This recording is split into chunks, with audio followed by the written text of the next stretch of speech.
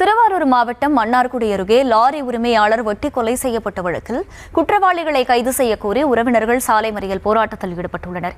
கூடுதல் விவரங்களை செய்தியாளர் மதிராஜ் வழங்க கேட்கலாம். மதிராஜ், வணக்கம். களத்தகவல்கள்.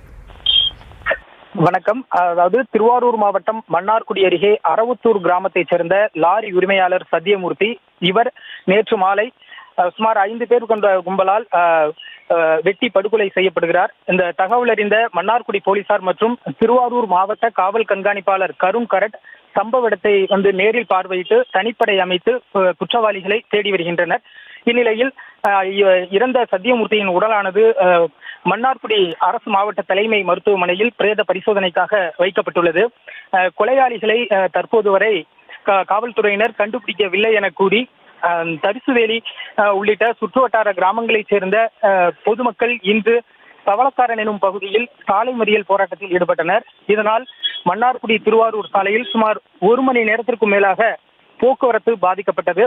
தகவல் அறிந்து சம்பவ இடத்திற்கு வந்த மன்னார்குடி போலீசார் குற்றவாளிகளை உடனடியாக கைது செய்ய நடவடிக்கை எடுப்பதாக உறுதியளித்ததை அடுத்து கிராம மக்கள் மறியலை கைவிட்டு கலைந்து சென்றனர்.